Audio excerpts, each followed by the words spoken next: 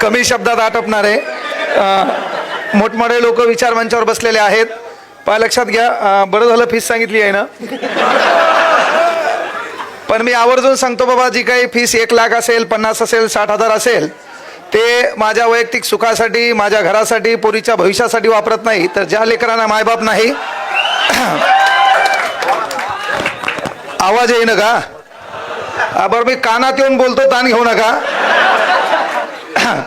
तर मला जे काही फीस सांगितली धनराज भाऊनी बाबा 1 लाख घेणार आहेत, तर यावरून सांगायलो ते 1 लाख रुपये मी माझ्या स्वतःच्या घरासाठी, स्वतःच्या भविष्यासाठी, मुलीच्या भौतिक सुखासाठी न खर्च करता ज्या लेकरांना मायबाप नाही त्यांच्या शिक्षणासाठी खर्च करत असतो, म्हणून ती फीस घेत असतो।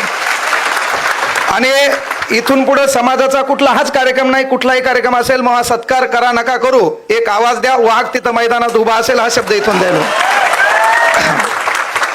विचार मंचावर सर्व सन्मान्य मान्यवर आहेत, पण चर्चा खुर्च्या आणि मोर्चा, चर्चा खुर्च्या आणि मोर्चा यांच्या भोवतालचं राजकारण न करता ज्या माणसाने आयुष्यभर समाजकारण केलं ते स्वर्गीय गोपीनाथरावजी मुंडे यांच्या चरणी प्रथमतः अभिवादन करतो।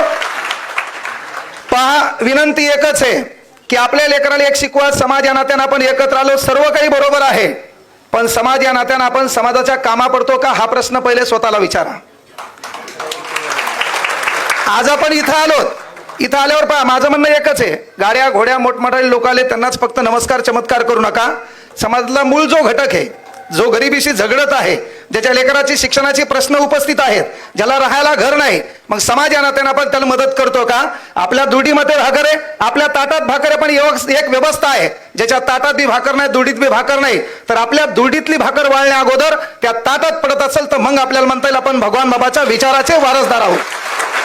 आणि म्हणून त्या नात्याने एकत्र या। विनंती एकच आहे, आपल्या लेकराला एक शिकवा।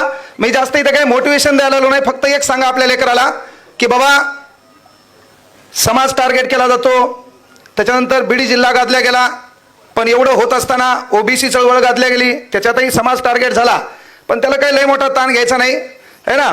फितुराच्या खांद्यावर बसून वाघाची शिकार करता येत नसते, फितुराच्या खांद्यावर बसून वाघाची शिकार करता येत नसते, त्यासाठी खांदा निष्ठावंत आणि शिकारी जातीवंत लागतो।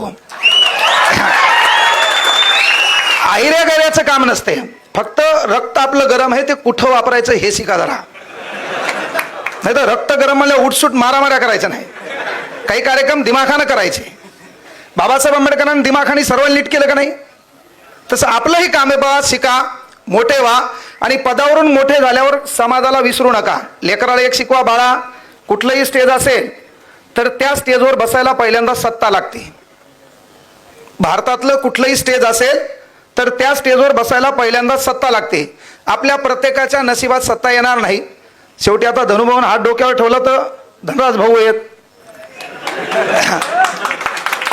है ना, प्रत्येकाच्या नशिबात। बाकीच्या आता आपले तर वांधे एवढे बेकार आहेत की आपलेच लोक आपल्याला टार्गेट करतात। एखादं जरी म्हणला तर यावर्षी पाहतो नगरपालिकेत बाजूच त्याला डायलॉग हाणते, हा तू, हे आपले एकमेकाचे पाय वळल्यामुळे तर वांधे व्हायलेत ना। तर बाबा सर्वात महत्वाची गोष्ट, विचारमंच कुठलाही असो, एक मुलगा म्हणून तुम्हाला सांगालो की कुठल्याही विचारमंचावर बसण्यासाठी किंवा विचारमंचावर आपल्याला बोलावलं लागत असेल तर पहिल्यांदा सत्ता लागते। सत्ता आपल्या प्रत्येकाच्या नशिबात येणार नाही, पण एक गोष्ट लक्षात ठेवा, जर सत्ता आपल्याकडे नसेल तर दुसरी गोष्ट मालमत्ता लागते। मग आपले रेतीचे टिपर नाहीत, काही काही ज्या असतील तर ते भाग्यवान आहेत।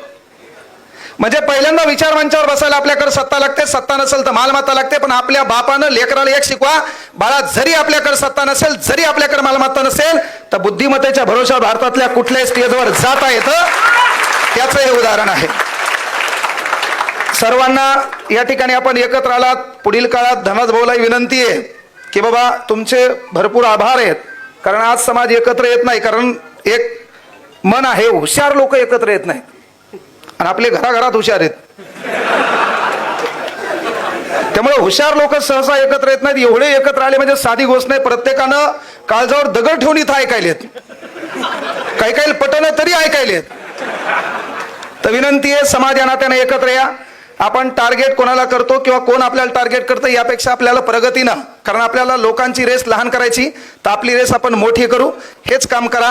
गोरगरिबांना साथ द्या। एखादा पालक आहे जिच्या मुलीच्या लग्नाचा प्रश्न कुठं उद्भवत असेल तर समाजानं त्यांना एकत्र उभे राहा. आणि काय असते माहिती आहे का, कुठली गोष्ट घडवायची असेल तर ज्याच्याकडे वेळ आहे त्यानं समाजासाठी वेळ द्यावा, ज्याच्याकडे ताकद आहे त्यानं समाजासाठी ताकद द्यावी, ज्याच्याकडे अतिरिक्त कमवलेला पैसा आहे त्यानं समाजासाठी पैसा द्यावा, आणि ज्याच्याकडे काहीच नाही त्यानं गुमान गप राहावं. ह्या गोष्टी लक्षात घ्या. मला या ठिकाणी बोलण्याची संधी दिली, हा पुरस्कार दिला म्हणजे जबाबदारी वाढली. आता इथून पुढे एखादा समाजाचा आलं, तू तर लय गप्पा लागला त्या दिवशी. आता आपले पोरगे करायचेच तर समाजाचं कुठलाही पोरगा असो किंवा कुठलाही गोरगरीब असो त्याच्यासाठीच आपली ती फीस आहे. त्या लेकरांना मोफत शिकेल हा शब्द इथून देतो. मला या ठिकाणी बोलवलं, बोलण्याची संधी उपलब्ध करून दिली त्याबद्दल धनराज भाऊचे हृदयाच्या तळापासून आभार व्यक्त करतो. विचार मंचावरील सर्व मान्यवरांना साष्टांग दंडवत करतो. थांबतो. जय हिंद, जय महाराष्ट्र, जय भगवान, जय भीम, जय शिवराय.